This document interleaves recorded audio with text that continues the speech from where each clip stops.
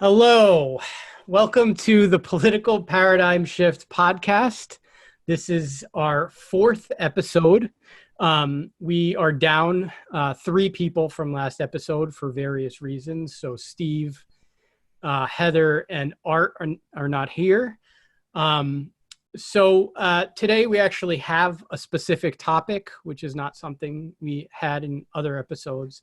And it's going to be on American nationalism. Whether it's good or bad, and any other opinions. So basically, I'm going to start off with a definition of nationalism. And my definition is actually from a 2018 Trump speech, which I think is a good example of American nationalism today. So I'm going to read that off as one definition of American nationalism and probably the most applicable right now. So, like I said, in 2018, Trump gave a speech and he said, "Each of us here today is the emissary of a distinct culture, a rich history, and a people bound together by ties of memory, tradition, and the values that make our homelands like nowhere else on earth. America will always choose independence and cooperation over global governance, control, and domination. It will honor the right of every nation in the room to pursue its own customs, beliefs, and traditions." So that'll be our American nationalism, or that's at least the one that I'm going to be using, definition. If you guys have a different one, please let me know. What are your guys' thoughts on that? Afra, you're the one that wrote so much stuff down. Yeah, you ought to go. I have notes. They're supposed to think that this all springs out of my head like Athena, you know. I think I'm not going to say I agree with Trump, but I think what's in there is kind of what I was getting towards in my definition. But to break it down a little bit more, nationalism is about people. It's about identity. It is not statism, and it's not patriotism, right? There can be nations without borders. There could be nations that do not have sovereignty or a state capital. And there could be nations of people that do also have some claim to a country or a state, right? So I think that that's kind of what maybe Trump is saying in the first sentence or so of that, you know, people with a shared emissaries of a shared culture.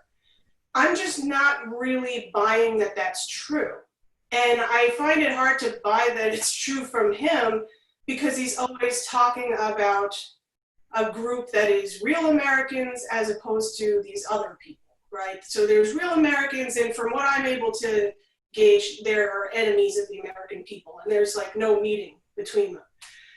So I think that nationalism really presupposes some kind of cultural homogeny. And I think, you know, that's not something that really necessarily describes the US. And of course, as I said, you can have nations.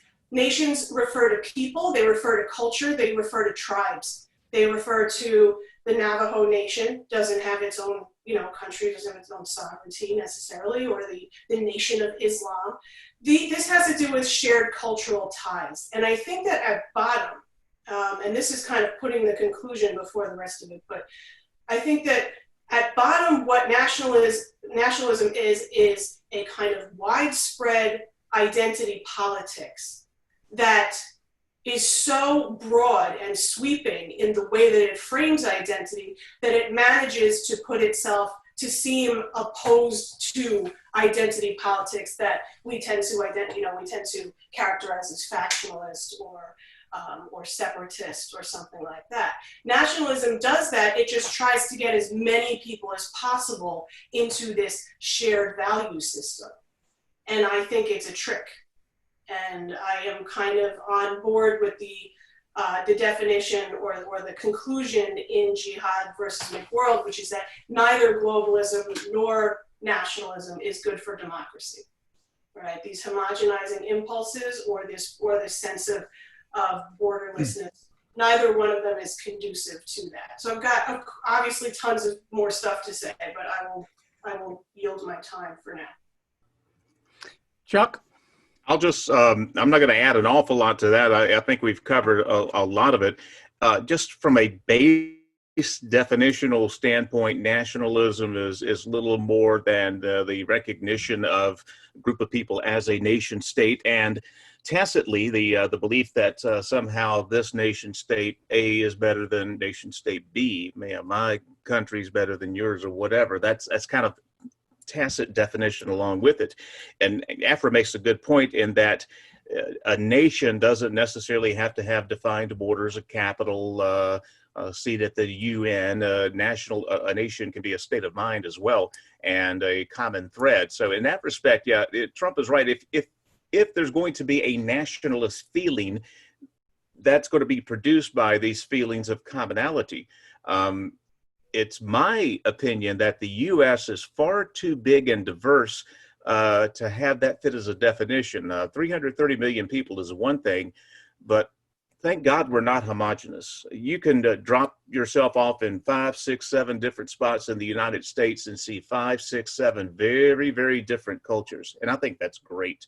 If you're in the middle of Oklahoma or in the Soho community of New York City, you're going to have a very, very different view. And I think that's great. So when it comes to, rah-rah American nationalism, that's an ill definition, because, which America are you talking about? There are several. This is a large, very complex country. And when you say go USA, that could mean about 10 million different things. And I think that's good. I hope we never become totally homogenous.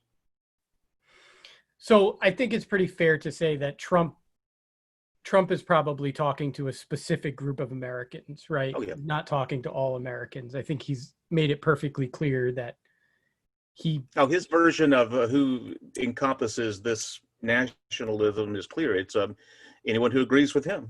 Simple as that. That's right. In that respect, he's more populist, I guess, than nationalist, but still.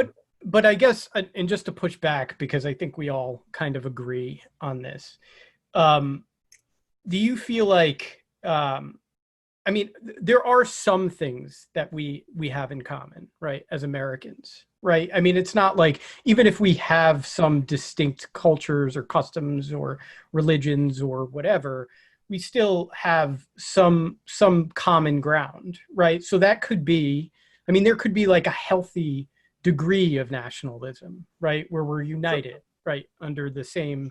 I don't think we are right now, but I think that you could make a pretty good argument that that we have some similarities, right? Yeah, it's like some of the other things.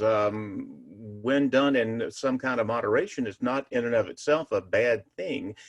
When you start to use nationalism and when it becomes to the point of exclusion, not only of other nations, but those within your own nation who don't fit your nationalist model, then it can very, very quickly become bad. And I think, unfortunately, more often than not, it's been abused rather than embraced with good intentions, unfortunately. Yep, that's a great point. Bill, do you want to chime in here? I would love to. Bill is the potted plant. Yes, that's actually a cactus or a succulent, if you will. Thank you. So, great points, everybody, as usual.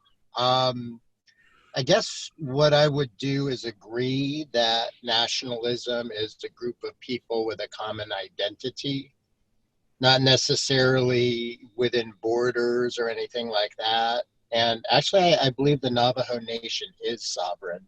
You're probably right. I'm about to drive through it. I'll ask when I pull off the road. So what Trump is doing with nationalism is taking something that isn't necessarily empirically a good or a bad thing, and he's weaponizing it. And I think, our motto as a nation is out of many one.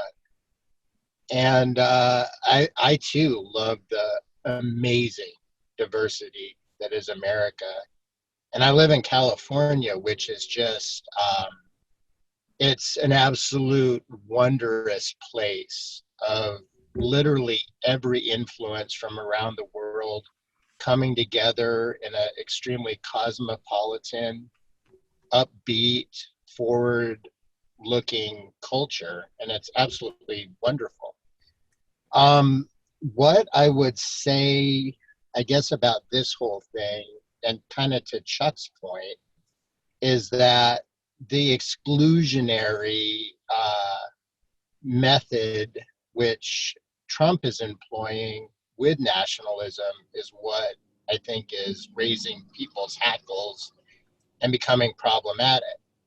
And, you know, if I could kind of go one step further and talk about quote unquote white nationalism, I would say that's kind of like the antagonistic framing of really what's going on as far as divisiveness. And if you guys would indulge me another second, I would actually like to define white nationalism.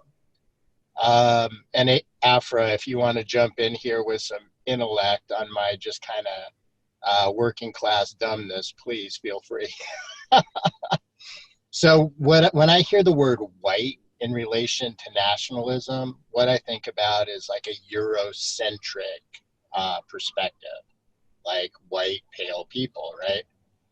And what I'm thinking white nationalism means to us as Americans right now is a Eurocentric version of America only, right? And it's really hard to unpack because so many of our institutions are Eurocentric or even Anglocentric. Our ideas around rule of law are certainly Anglocentric. A lot of our traditions that the framers used to pull, together important national founding documents and ideas are Anglocentric. And, with a nod to the Iroquois Confederacy, as far as, kind of a democratic view, it's really, our nation is based on, quote unquote, the best and the brightest of Western civilization. So it's really hard to pull the white out of our particular version of nationalism, in my view. And that's all I got on that subject for now. I think that's a really good point, right? Yeah. Okay. Good point, but I think it's a kind of a point against nationalism if you can't pull the white nationalism out of this version of nationalism, because and this is something that I meant to say but I didn't, I skipped it, is that a lot of what nationalism does is intense focus on a certain version of history and certain symbols, right? And if those symbols seem to be connected to an experience that excludes or says something different to large groups of people, whether that's Anglocentrism or the flag or anything like that, then it's gonna be inherently problematic. So one of the things I did as a sort of thought experiment was to consider two things. What would nationalism look like in the United States, in a place that is as diverse as the United States, number one. And number two, under what circumstances would it be a good thing? Why would people like it? So like Goldberg mentions, I think he mentions war. And in times of war where the nation is under direct threat, you have that us and them.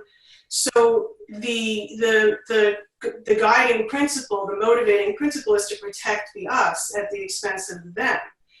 And I was thinking about some of the things that were happening in 19th century Europe and in Russia and in UK, Great Britain, and the way that, ironically, nationalism was propped up by this incredibly anti-nationalistic, like this antithetical program of imperialism, right? So you could have imperialism abroad that pays no attention to the sovereignty or the cohesion of nations, of peoples, or of states, doing that outside of your own country, but at the same time, there's a sort of rising tide that lifts all boats within these 19th century European countries. It was happening everywhere. Now, eventually, if you read that book that Nick tried to make us all read, or you've read your Horkheimer and Adorno, you know where that ended up, right? The kind of the end game for enlightenment. But that is a kind of a way in which nationalism can work. It is working because you are able to contain the people, give them a sense of themselves as something different than the other, but not necessarily be at constant war, right? And you can do that through imperialism, or you can do that through science, or you can do that through having a very robust and recognizable art program of arts and literature and all of that stuff, or even, you know, MTV.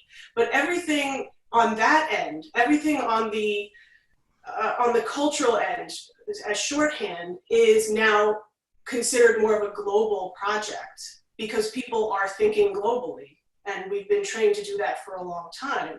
So it's hard to say, okay, we love every American, and it doesn't matter what your experience is because we all share in this one thing. Or we are all experiencing this scientific revolution together, or we're all experiencing this musical revolution together, because that is so dissipated, it can't define culture anymore. And nationalism is primarily about the identification, and then identification with and protection of a uniform culture. And we just don't have that, or any real way to get it. Especially because the people who are going rah-rah nationalism have no interest in funding these great arts or science programs where we could say we're ahead, this is what our identity is, we can all rally around that, instead of, you know, a fucking statue of George Washington, because it's not speaking to anybody anymore. It just isn't. That's what I got to say about that. I'll add this, there's one additional complicating factor when we're talking about American nationalism, and that's the fact that we like to fancy ourselves as the great melting pot. It's supposed to be a nation that is founded on the principles of give me your tired, your poor, huddle masses, et cetera, et cetera. It is supposed to be a nation that welcomes different views and puts them into the so-called melting pot.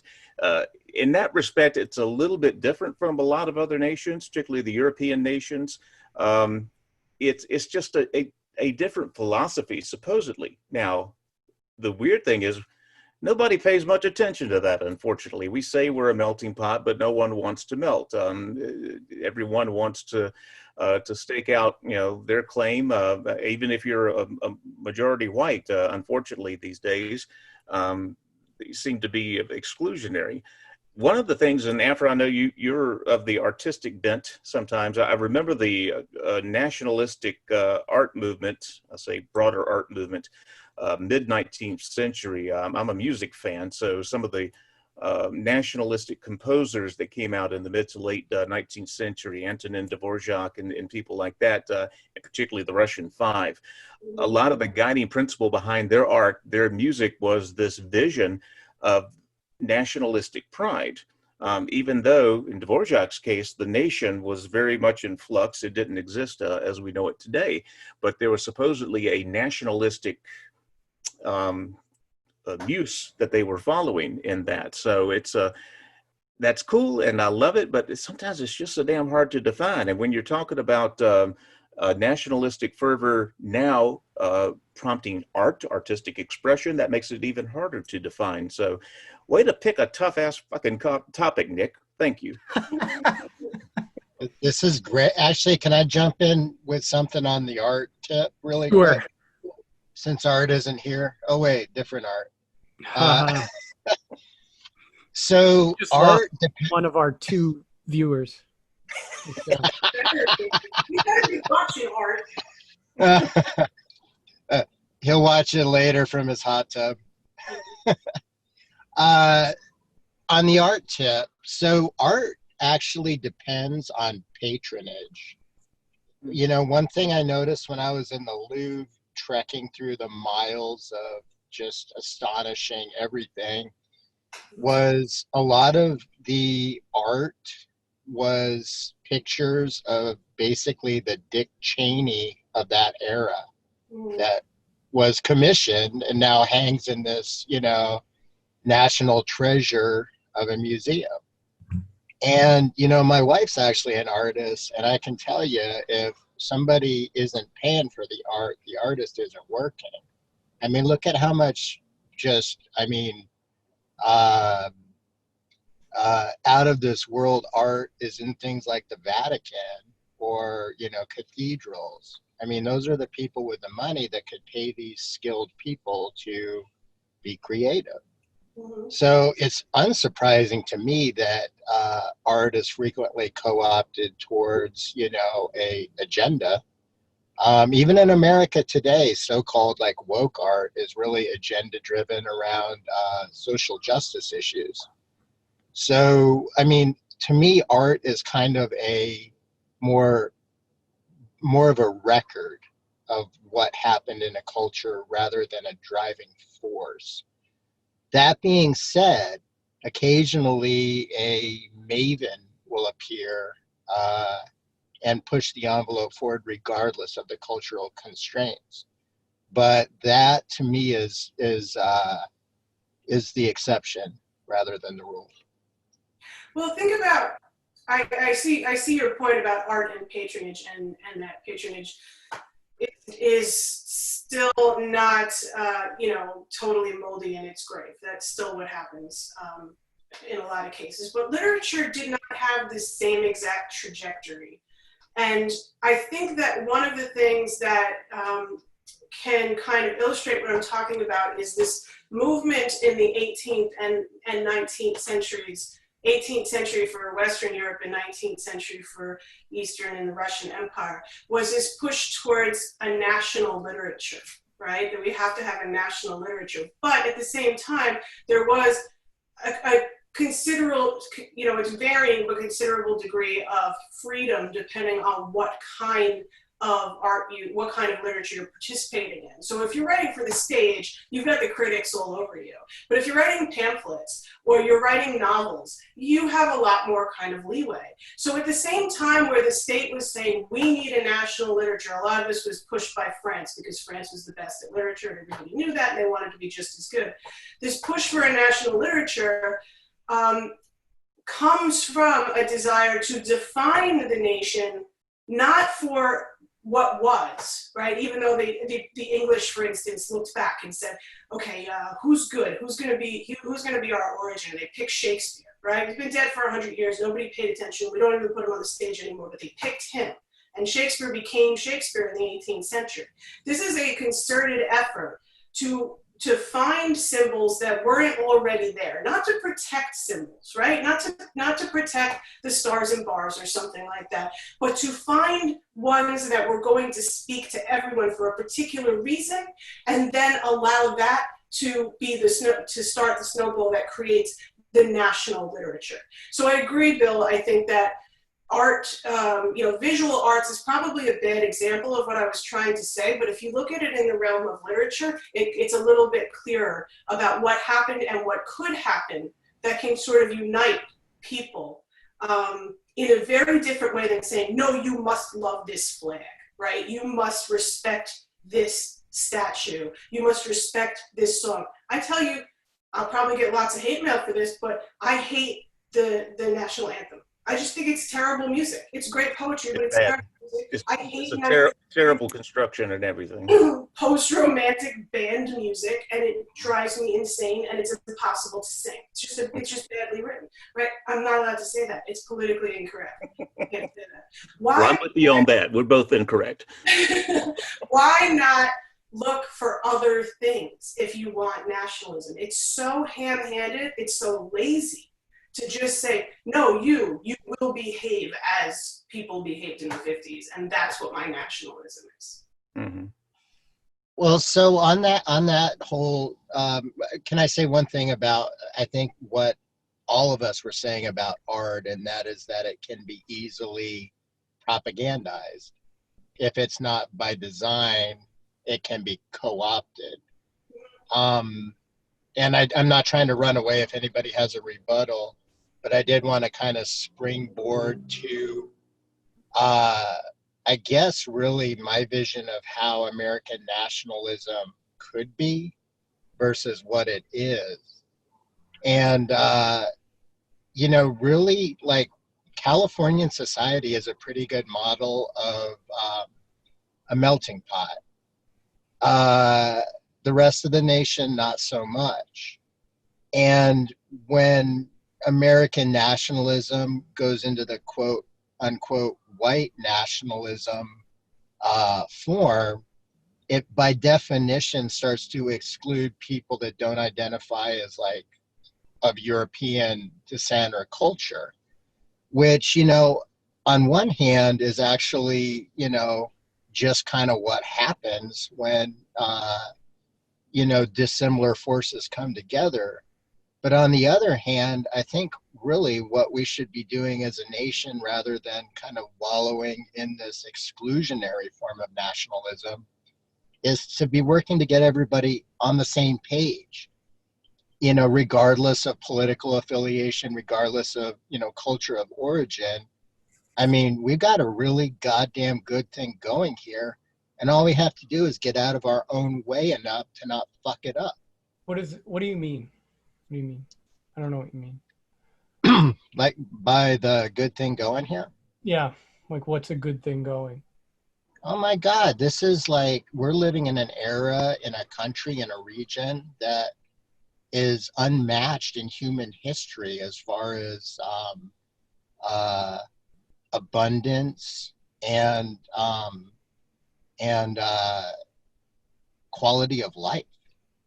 Unmatched in human history. All right. So I actually have something written that I want to read, and it sort of covers all of this. And that was a good pathway into this, because I wanted to sort of read this. So this incorporates what you were talking about. It also talks about nationalism towards the end. Try not to get hung up on what I say about immigration. I'm not making any judgments, okay? Because I posted this last night and people started talking about immigration. I am pro-immigration, and I wasn't trying to say it in a negative way. So you'll see what I mean. So I wrote, it is incontrovertibly true that the American right and left have witnessed an increase in support for populist ideas and populist candidates in the past 4 to 5 years. The part of this conversation that I take exception with is the why. How people evaluate this question is often dependent on where they sit on the ideological spectrum. Thus, their analysis is frequently tainted, short-sighted, and wrong. The political right and left are reacting to the same events in the past 2 decades, but in different ways. The reaction to these events are a result of culture, race, geography, and socioeconomic status. These events include mass illegal and legal immigration, the 2008 economic crisis, a rapid increase in technological sophistication, and the expansion of globalization. Furthermore, contemporary American society is suffering from a massive deficiency of character and virtue. This lack of character and virtue is a result of the emergence, the emergence of unlimited access to various forms of immediate gratification and the acceptable avoidance of emotional and physical forms of pain. Immediate gratification can take various forms. This includes a virtual infinite supply of food. God damn it. I can't like scroll right now. Hang on. There we go. An infinite supply of food, instantaneous and unlimited porn, alcohol and drugs, legal and illegal, and various services that cater to any sort of mental or physical pain. In addition to this, waiting is no longer a necessity. We literally have a video game in our pocket wherever we go. We are constantly entertained and distracted. It is increasingly less important for individuals to be self-reliant and virtuous. And in the absence of those things, we become confused, depressed, unfulfilled, and anxious. We look for immediate pleasures to act as temporary relief from that lack of fulfillment. We glorify smoking pot and drinking as acceptable ways of coping with life rather than the vices they are. We are lost and we can't figure out why. Moreover, modern American society teaches us both intentionally and unintentionally to avoid discomfort and adversity. And for many who choose to actually step up and face that adversity, they only do it to satisfy their own personal vanity. We are living in the most technologically advanced period in the history of human existence, and it's causing us to devolve as a species. That brings me to populism. Populism is the marketing of popular ideas. A feature of populism is that these ideas don't require a realistic implementation process. An unhealthy and less sophisticated society is more susceptible to this type of idealistic pandering. Therefore, the arguments are often emotional, and purely moral rather than practical. This impractical, emotionally driven ideology eventually leads to a reflexive defense of anything the ideological faction does. Thus, we rely less on our capacity to problem solve and reason and more on emotion and how something makes us feel. This is essentially tribalism, a reflexive retreat to our ideological corners. Tribalism is the lowest form of human social development. Socialism and nationalism are forms of tribalism, an appropriate destination for this de-evolution. So that's it. That's what I wrote. Do you guys get that? Mhm. Yeah, pretty Yeah. much. Hell yeah, every bit of it. Sounds like Neil Postman's argument in Amusing Ourselves to Death. Although I don't remember how much the tribalism came into that. But if you're not familiar with the book, the basic idea of it is that Americans and other people, of course, have been vigilant about making sure that Orwell's 1984 doesn't happen. And they forgot the other really important book, which was, now I can't think of it. Animal Farm. What? Animal Farm, you're talking about? No, not Orwell. No, not Orwell. It was, what's the one where they have all this technology, they're all distracted all the time, and populism gets this. I can't believe I forgot the name of the book. The Jetsons? What? The Jetsons? The Jetsons, that's it. You all need to read the book, and I need to find the name of it. So you go on and talk, and I'll... Now, one of the things I've said recently in talking to people, and it's hard to explain this to someone under the age of 40. I don't know how old you guys are, but I think maybe not Nick. Maybe you're not quite 40 yet. I'm I don't 38. know. 38, okay. It's hard to it's hard to for someone who's lived their entire life with internet or technology very close to what we have now to explain how incredible it is that we have a small device we can carry around which carries with it the sum of human knowledge. Yeah, I still have trouble grasping that. Yeah. In our pocket is a device where we can find the answer to just about any goddamn question you can come up with, and you can have it in seconds. Wow. I still, and to me, if someone's got a little age on them and they remember how it was before, then yeah, this is mind-boggling. And so it's so hard to talk about how different access to information is between just a generation or two ago. It is quantum leaps ahead now. And yeah, in the old days, it took 45 minutes to roast a chicken and fix potatoes for dinner. Now we pop it in the microwave, it's ready in 2 minutes. And we have all this leftover time, but we don't know what to do with it. And I don't know, it's a very strange situation. It's going to have to be a smarter social observer than me to come up with a very good explanation to it. But one of the things I've always said recently too, is that with social media, we're more connected than ever, and we are angrier than ever. We are at each other's throats, and it wasn't supposed to be like this. It wasn't supposed to be like this. And in terms of how to fix it, hell if I know. But I still can't get over, again, when you think about it in the abstract, that we can answer any question in the world today in 5 seconds. So, yeah, one of the reasons I wrote this. Anyway. We get simple answers when we Google them. It almost does more damage. But one of the reasons I wrote this was a pushback to what Bill was saying the other day. And that's this argument that you hear both on the right and the left, that the reason that people are looking towards other, populist leaders is because the establishment and the status quo, and they really screwed up and all of this stuff, right? And they failed the people. And I actually disagree with that to a large extent. Like I think it's, I think it's true, somewhat. But I just think that there's so many other things that have happened.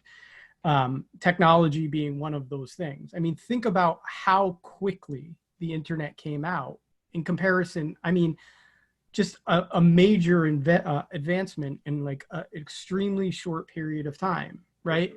And that has had a profound effect on society. We're all interconnected. I can talk to anybody in the world anytime in a second. 25 years ago, this call right here would have cost $150. Yeah. Right. And so here we are. And I think one of the problems just with the technological aspect of it is we weren't psychologically prepared for this. It just happened, and we were kind of like thrown into it. And now here we are. All of these cultures and personalities and beliefs are just kind of converging, right? And it's I just feel like it's overwhelming. And then you combine that with, and again, I'm not making any sort of judgment, but mass immigration in Europe and in the United States. A lot of people have come over, and so that's globalization. That's sort of what Afra was touching on before, right? And as a society, I just think there's so much happening in such a short period of time. The economic crisis that the world is just going crazy. So, Yeah, I think I wanted to say something about globalism and why I think more so than nationalism, globalism is a bugbear that works very, very well for Trump, because if you ask people, they don't really necessarily know what it means. And on the right, it's more connotative or connotative, and it means like these conspiracy theories. It means open borders, right? It means cultural Marxism, whatever the fuck that is. Right. New World Order, or it's just a buzzword for diversity, right? And then on the leftists hate globalization too, because it's for them it's sort of synonymous with multinational corporations who sort of unpatriotically cannot be taxed, right? And they have all of this power, and they move jobs overseas. So you can just say the word globalism, globalist, and this is again part of the problem with social media and the fact that we have not learned to talk to each other on social media. We just haven't learned that because it's too, like you said, it's too new. I totally agree with that. That we throw buzzwords around. Like you see these people, I'm trying to just as an illustration of what I'm saying. You see these people and they end up on Twitter or something because they go out into the world and they behave just so wildly inappropriately, and they say things that they should never say because they're used to being in a bubble. They're used to being with their family, with their friends, or even when they go on the internet, they're in that. So they come out and they start saying things that are just you have to have some kind of sense of awareness about being in front of like an audience and be able to code switch and change your tone and things like that. People have lost that. So as quickly as they have not, or as slow as they've been to learn how to talk to each other in a social media atmosphere, they've also regressed so dramatically in their ability to talk to people one-on-one. And it's not because everybody would rather be on their phones, it's because they can't judge. I feel like I'm not a psychologist and I shouldn't be saying this, but they can't judge their audience. They can't gauge the environment that they're in and behave appropriately to that. And of course, I'm not lamenting this, but there's no code of chivalry or gentlemanly behavior or anything anymore that people are raised to practice. So in the absence of all of these things, you have conflict everywhere. Conflict online and conflict not online. And I think a lot of the problem is that we really haven't learned how to use this medium makes more sense to us, right? Because we're all 40, right, Chuck? Can I jump in here a little bit on Yeah. all these brilliant points that everybody's making? My mind is spinning with the implications of this conversation. And after, I could not agree more with the low level of emotional intelligence that is displayed on social media. And I actually display it myself. It's embarrassing how clueless I can be sometimes. But you guys, do you remember a couple podcasts ago when I quoted Voltaire about silk slippers going downstairs and wooden clogs coming up? Yeah, what the hell was that all about? That's exactly what I was talking about, was Nick's manifesto there. Yeah. Like, basically, the more comfort and driven and sedentary the lifestyle, the more you lose your position. And, you know, it's funny, this is a age-old human cycle. Like, as far back as Mesopotamia, when there's, you know, started to be records that, you know, came down to us.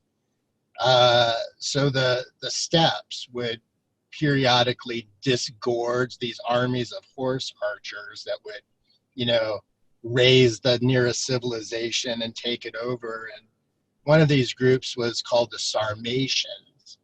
And so they annihilated a settled society in the Indus Valley.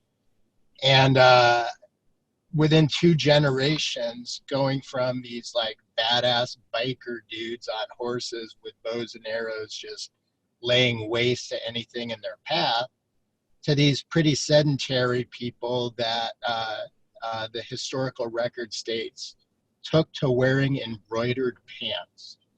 And after that generation, they were quickly annihilated.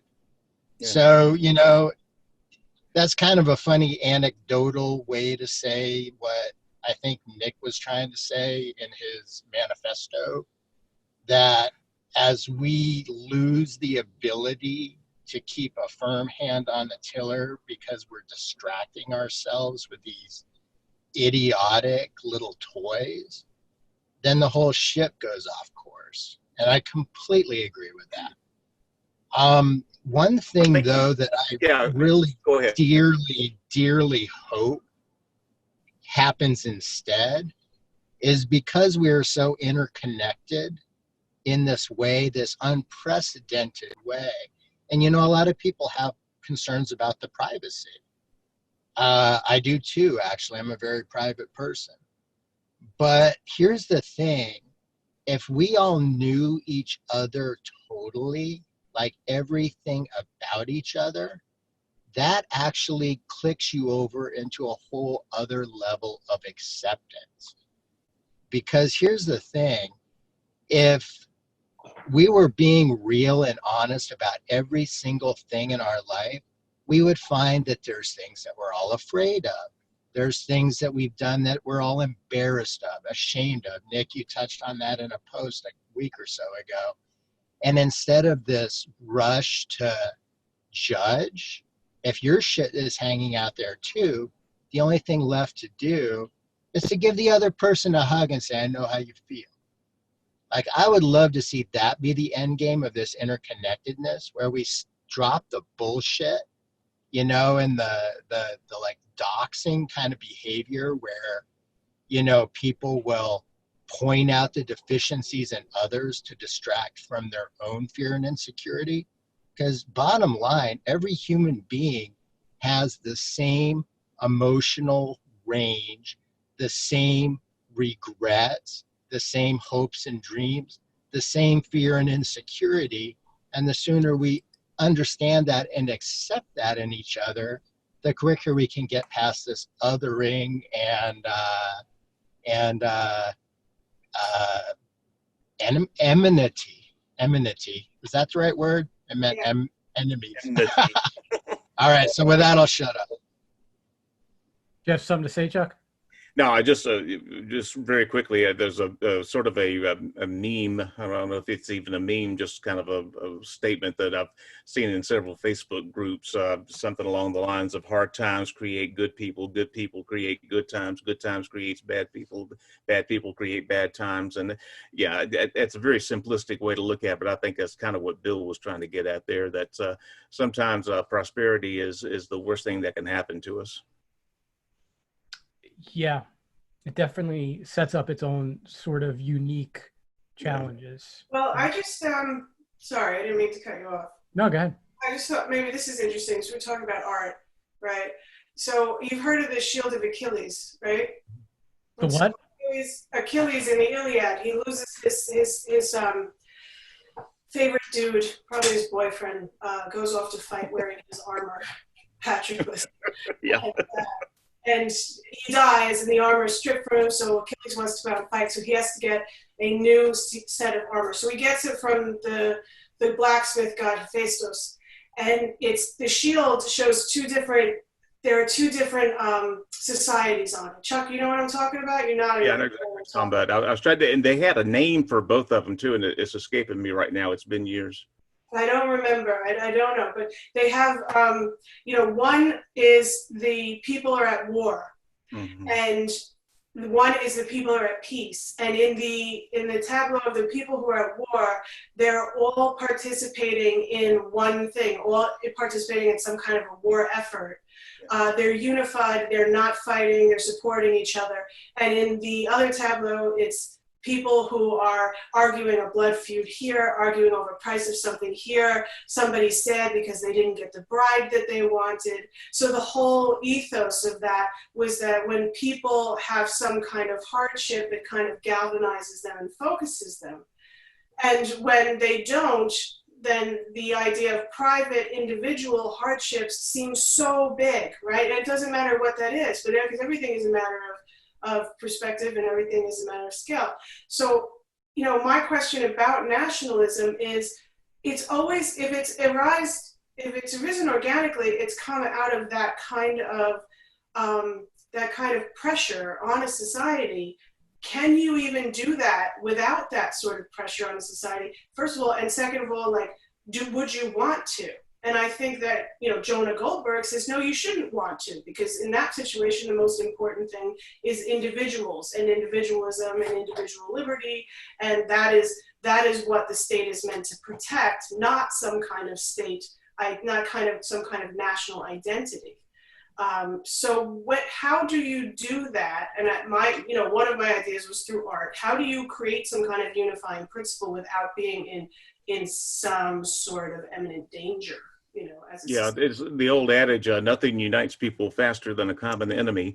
And we've seen that throughout history many times. And as a libertarian, I'm always on guard for anything that will stress the collective at the expense of the individual, or something along those lines. It usually doesn't fit into that perfect little square hole, but sometimes it does. And too much nationalism is bad for individualism. You lose a little bit of your individual identity, and as the corporate and collective identity becomes stronger. So in that respect, a libertarian like me learns to be distrustful of nationalism when it's taken a little too far. And unfortunately, I think the contemporary definition of it, as we're trying to get to this all day, the contemporary definition of nationalism has a very, very negative connotation. And it is, Trump speaking at a rally in Tulsa, Oklahoma. It is people screaming at others, go back to where you were born, back where you came from. Right or wrong, that is the current view of nationalism. Now, in a perfect world, nationalism would be just as the bare definition suggests, recognition of an entity as a nation state and a certain amount of pride in it, because number one, you're in it, and number two, there's something significant about it. And certainly we have much in the United States that we could be proud of if we look at it. We have a lot to be ashamed of as well. And that's the way it is with every nation. None are 100% good or 100% evil. But nationalism in its best iteration should be a recognition of the sovereignty of your nation state and the tendency to look on the bright side. As it stands now, though, it is a large, smelly, ugly thing, and a lot of people are turned off by it. You know, one kind of point that encompasses what y'all were just touching on and what Nick was reading that he wrote, and this is the point that I disagreed with in your writing, Nick, and it's probably just semantics, but the term tribalism. So I actually think tribalism is kind of the purest form of nationalism. And, you know, you guys have heard me drone on about fully actualized human beings and that sort of thing enough to probably know where I'm going with this, which is, you know, an extended family grouping or tribe in a kind of Stone Age scenario where everything is like fight or flight, real immediate. That's what we as human beings, that's our best state of being, where every single little thing that makes us sentient life forms is being used. When we got past that into a settled society, that's when this You're cutting out, Bill. you know, so on and so forth, government, propaganda, and we started building these societies and these edifices and this symbology basically to underwrite our own egos. And here we are. So if we actually went back to tribalism, yeah, our life expectancy would go in the toilet. If you broke your leg, you'd die. But we'd be hitting all our markers as evolution set us up, if that makes any sense. Yeah, so I think you're taking tribalism as like tribe in like, you know, olden times. That's not really what I'm saying. I in this context, what I mean by tribalism is a reflexive defense of a group. So in a healthy group, the members of the group will call out people who do things that are unacceptable, immoral, unethical. In an unhealthy group, they won't. They'll defend them unquestionably. So a good example of this is the MAGA people, right? So Trump does things that are just completely against conservatism or completely immoral, just blatantly, you know, unacceptable behavior, and everybody lines up to defend him in his tribe. That's what I mean by tribalism here. I'm not really talking about the Native American tribes or something like that. I think almost sort of artificial kind of tribalism, right? I mean, it's not coming from any ties that you have with anybody else or any kind of shared culture. It is completely dependent on a single individual that you've decided to go with because he was successful in setting up an us versus them mentality. So this is a nationalism, of course, that is absolutely exclusionary. It's never going to work in any productive fashion. And ultimately, you know, it's very hard. When I went for the definition, the first place it was like the Stanford Encyclopedia of Philosophy. I read a bunch of definitions from there.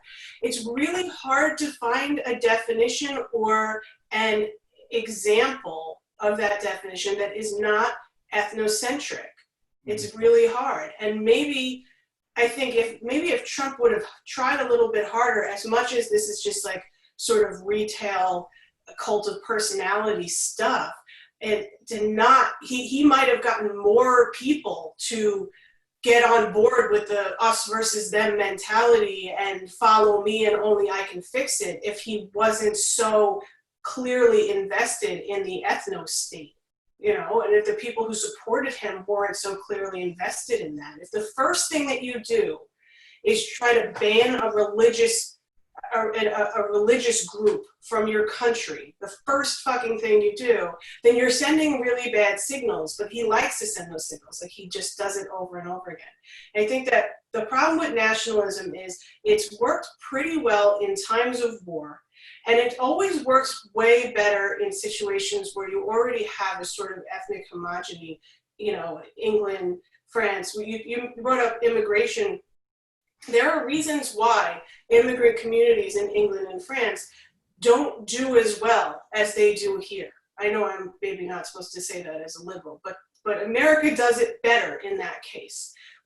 There are lots of opportunities. There are you know, small pockets of immigrants in, you know, of a certain ethnic caste, and they live there, and they work there, and they eventually go to school here and move around the country and things like that. Whereas it's very ghettoized there still. And I think a lot of the problem is because these are states of people that were historically of one particular ethnicity.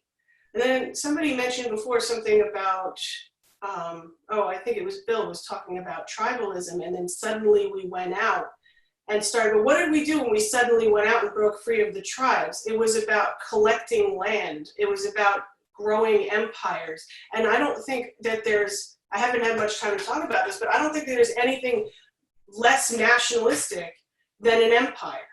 Right? That's when you're going out trying to get more people and more different ideas and more different products and things like that into and bring it home. But yet, like, it had this strange paradoxical effect of building a sense of nationalism back at home, even though they had no regard for national borders, for tribal borders, for people, and they did all of this stuff. Not just during the age of imperialism that we think of it, but they've been doing it since the 12th, 13th, 14th century in Europe, you know, going out and expanding more and more borders, not caring if they were going to have French speakers or tribal speakers or Celts or something like that within their borders once they did that. It's kind of the opposite of what's happening now, right? This sort of shrinkage. Yeah. Anyway. Oh, there's no reason know, to conquer land anymore. Go ahead, Bill. Oh, sorry. If you wanted to go for it, I'll shut up. No, go ahead. So on the historical multiculturalism subject, it doesn't really work. It seems for too awful long to have multiple cultures under one heading. You know, there's a lot of examples of multicultural states and empires over the, you know, course of human history, but they always tear themselves apart, or one culture subsumes the other. And the England example is actually, I think, a really good one. I mean, originally you had the Britons that got, you know, annihilated and enslaved by the Romans. And then when Rome fell apart, you had Germanic people, the Angles and the Saxons, come over and basically establish like a pirate empire in those shores. So they were different than the Britons, they were different than the Romans, different still from the Scandinavians, the Vikings that came and carved out their own empires in that landscape. Now, centuries later, you know, it's all like quote unquote one person, but not quite. It's still the United Kingdom. There's still Scotland, there's still Northern Ireland, and there's still Ireland and England and even Wales.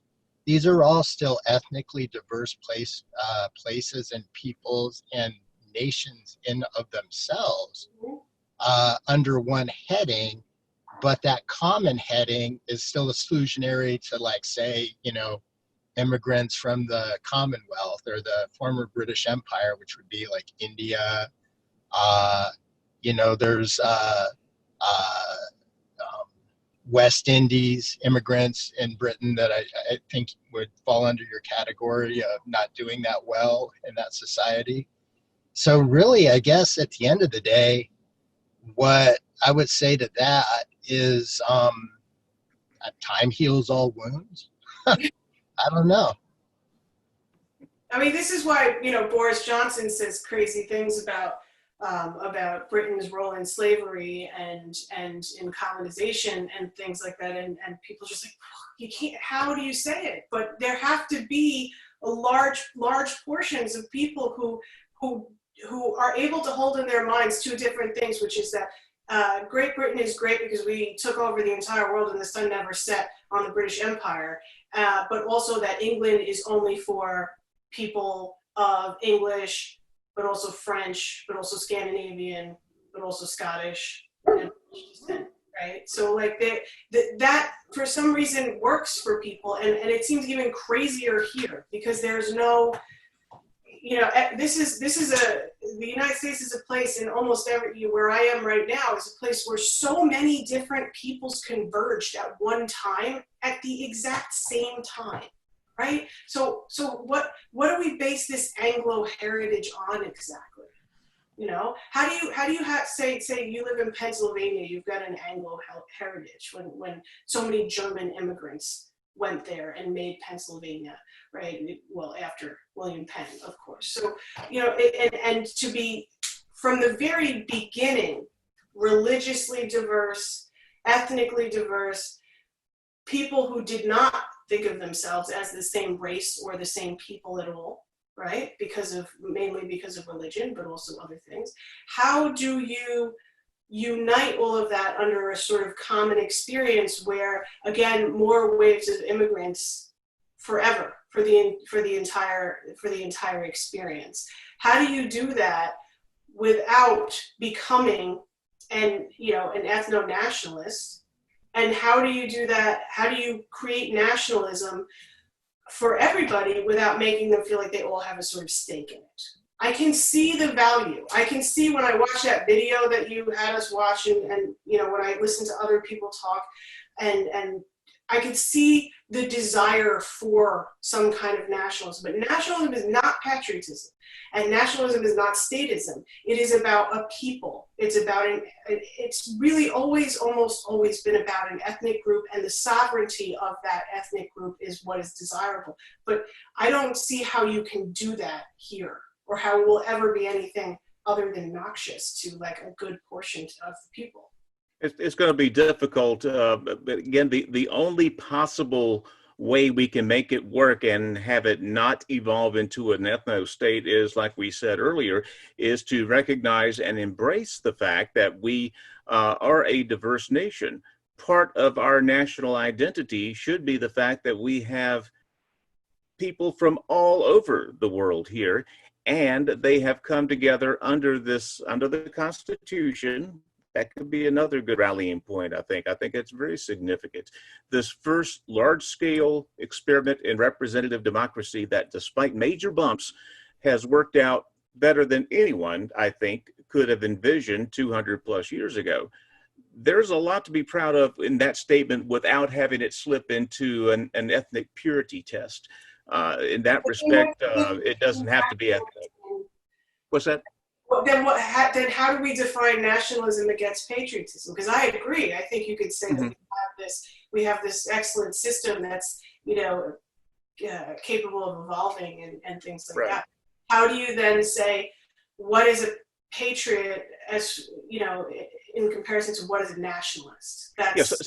Sometimes. I mean, does there need to be a difference necessarily? I mean, it's a sort of an academic question in terms of what's the difference between a patriot and a nationalist. Well, a patriot likes his country, and a nationalist likes his country too. I mean, it's to me, I don't see why it must be a difference in that respect. If, again, to prevent any U.S. nationalism from sliding into ethno territory, then we have to embrace the right things, not embrace our biological lineage and heritage, but to embrace this ideal of the United States as being a country purposefully built on immigration, purposefully built on having multiple diverse cultures, and purposefully united under a constitution which, while it's been amended, is supposed to guarantee the ultimate victory of the rule of law and again, as written, is supposed to emphasize the individual. Those are qualities that we can get behind as a national identity without falling into the ethno trap. Well, but here's the thing though, everything that you just stated as like an empirical good thing about this country is like a Eurocentric value. Even the language we're speaking in is it's English. It's a ethnic way of speaking. So I mean, how do you I see where people are coming from that are so at odds with that they feel like there's no place for them in this society because it's utterly pervaded at every level with ethnic triggers. I mean, do we want as a culture to stop having a English style rule of law because it's too ethnic? I mean, where does it end, really, I guess would be my point. I think you can celebrate other cultures and accept other cultures and not with still sort of requiring people to assimilate to some extent, right? Some degree of assimilation is reasonable. It's just you have to be able to determine what that is. We have to capitulate to the law. But if the law starts to, people start to use the law in order to create the conditions for capitulation that are unfair, right? So, you can't. But there's nothing cultural about that. If you're like, I'm a Viking, I'm going to kill a slave girl, and send her off with the funeral procession. No, you can't do that, right? You can't do that. But if somebody would say, hey, you can't wear your hair like a Viking because where that's not our national identity, then that would be a sort of abuse. I think what people get hung up on here is that nationalism and the word nation has always meant to people culture, right? And I think that what Chuck is saying is very important because we could say our culture is this sort of very diverse. Every part of the United States is different geographically and topographically, and that could be an exciting thing. But then, you come back again to this idea that the way that we've always understood this is as sort of a kind of tribalism. And when people want to look at the old symbols, they want to look at what is existing, what has come from the past, they're going to fall into the trap, I think, that Bill is talking about, which is here's the stuff that's Anglo or Eurocentric. And that is at the heart of where we are. So maybe if there's a way to look at what is, right, rather than sort of how it got there, because if you're a historian, you know that everything has more than one cause. There's no such thing as first causes. Edward Gibbon kind of proved that through sarcasm a couple of hundred years ago, right? There's no first causes. There's multiple causes for any one event or anything. The fact that we're speaking English now instead of Spanish or something like that. So people identify nationalism with, number one, a culture. It doesn't have to be an ethnic group, but a lot of the times they're synonymous. And then they define culture by these symbols, like the Constitution, like the flag, like the songs, and whatever personage they want to hold up as emblematic of the culture at some historical period. So I think that some severance between the way that we live now and this idea of origins is necessary if you want to identify an American culture that is not ethnocentric. Because once you start to look into origins and first causes, you're going to find yourself going down the same road and saying, but all the great stuff comes from France, all the great stuff comes from Greece or England. So that's all I have to say about that. Kind of where my mind is going with all this now is how did it get so fucked up in America to where, there's these dueling ethnicities. I mean, it was funny when somebody was talking about Pennsylvania, I think it was you, Afra. I was thinking about the awful things Ben Franklin used to say about the Germans. you know? And It's always been like this. It's not that we got here. It's just always been this way. Always been there. well, and one of the first heroes of the American Revolution was a black man, Crispus Attucks. And how did we go?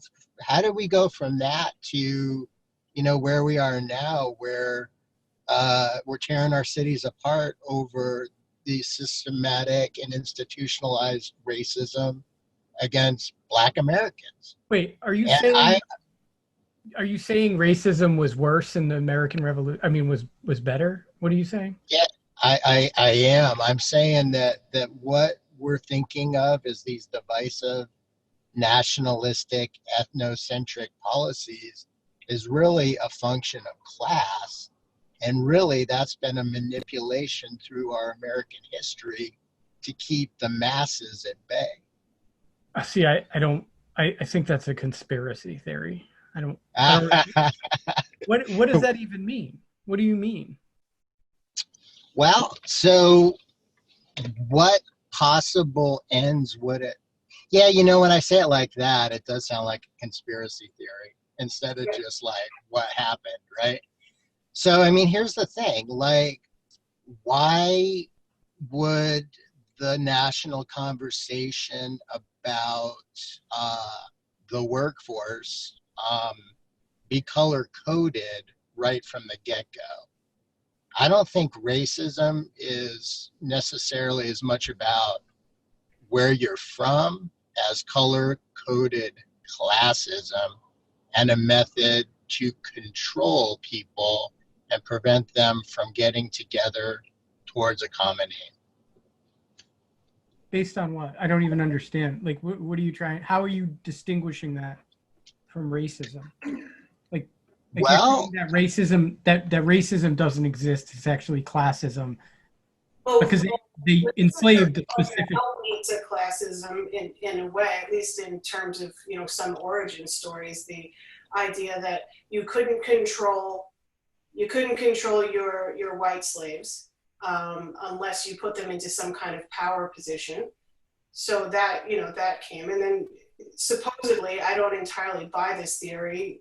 George III was going to had promised manumission, and George Washington also hinted at the idea that he might go in that direction, but immediately, almost immediately re-enslaved anybody who would become free during the revolution.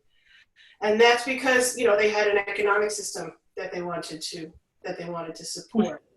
So the problem is, I think, when people say, okay, slavery and classism and economic systems are so heavily intertwined that we have to look at which one is more important, right? Or what the root cause is. But I don't think you can really